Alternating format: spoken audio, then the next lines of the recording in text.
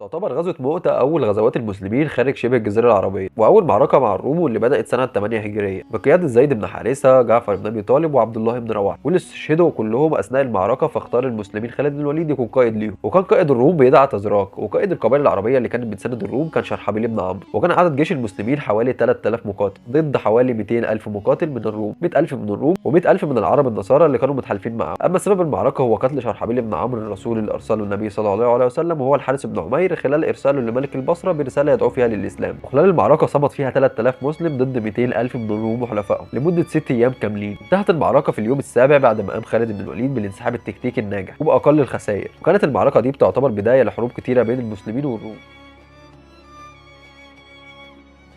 كان موقع غزوة تبوك هي منطقة تبوك شمال الحجاز سنة 9 هجريا، وكانت من أشد المعارك صعوبة على المسلمين، ده بسبب قلة المؤونة والدواب اللي بتحمل المقاتلين وقلة المية بعد السفر والحر الشديد، وكمان قلة المال اللي بيجهز المسلمين وبينفق عليه. عشان كده اتسمت بغزوة العسرة. كان المسلمين ساعتها بقيادة النبي صلى الله عليه وسلم، ودي تعتبر آخر الغزوات اللي خرج فيها الرسول. أما قائد الروم كان هرقل، واللي كان بيجهز جيش عشان يقضي على المسلمين، عشان كده قرر الرسول الخروج ليهم قبل ما خطرهم على المدينة يزيد. أما عدد جيش المسلمين فكان 30,000 مقاتل ضد 40,000 من الروم، وانتهت المعركة بانتصار المسلمين دون قتال، لأن جيش الروم اتشتت وهرب من المعركة خوفا من القتال بعد ما تخلت القبائل العربية عن تحالفهم مع الروم وانضمامهم للمسلمين. كده سقطت هيبة الروم من نفوس العرب، وظهرت قوة الدولة الإسلامية كقوة واحدة في المنطقة قادرة على تحدي أي قوة عظمى.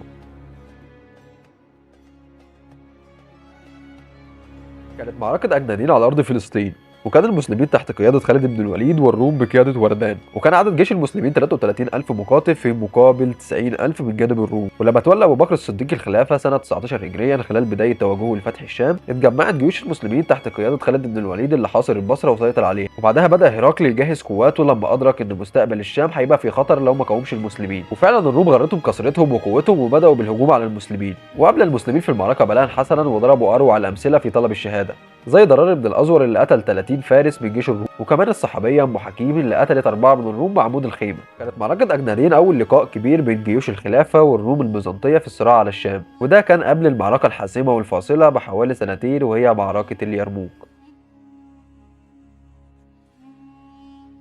كانت معركة اليرموك بتعتبر من أهم المعارك في تاريخ العالم، لأنها كانت بداية موجة انتصارات المسلمين خارج جزيرة العرب وبداية تقدم الإسلام في بلاد الشام. كانت المعركة بجانب نهر اليرموك في الأردن، وكان جيش المسلمين تحت قيادة خالد بن الوليد بعد ما تنازل ليه أبو عبيدة بن الجراح بقيادة الجيش، وكان جيش الروم بقيادة فاهان القائد العام للجيوش البيزنطية. وكان عدد جيش المسلمين حوالي 36,000 مقاتل في المقابل 240,000 مقاتل لجيش الروم. استمرت المعركة حوالي 6 أيام، كان المسلمين فيها بيصدوا هجمات الروم كل يوم، وده بسبب التفوق الهائل في العدد في جيوش الروم. استخدم خالد بن الوليد سرية الخيالة السريعة اللي بيقودها بنفسه وبيتحرك بيها من مكان للتاني عشان يواجه تراجع الجيش المسلمين تحت ضغط الروم. وفي اليوم السادس تحولت استراتيجية خالد بن الوليد من الدفاع للهجوم، وقدر بذكائه يحول الهزيمة المؤكدة للمسلمين لنصر عظيم. انتصر المسلمين على أكبر وأعظم قوة في العالم في الوقت ده هو الجيش الروماني، وهرب هرقل عظيم الروم بعد ما أدرك حجم الهزيمة اللي لحقت بجيشه، واللي اتقتل منه أكتر من 100,000 جندي في المقابل استشهد 3000 فقط من جيش المسلمين.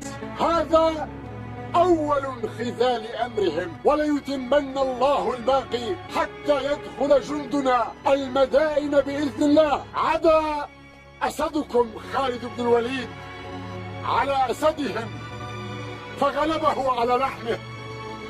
عقمت النساء أن يلدن مثل خالد. الحقيقة إن معركة اليرموك كانت من أعظم المعارك الإسلامية وأبعادها أثرا في حركة الفتوحات الإسلامية، واستقروا المسلمين في بلاد الشام وبعدها استمروا في مسيرة الفتح تجاه الشمال الأفريقي. بس كده، لو الفيديو عجبك ما تنساش تعمل سبسكرايب ولايك للفيديو وتستنى الفيديوهات الجديدة.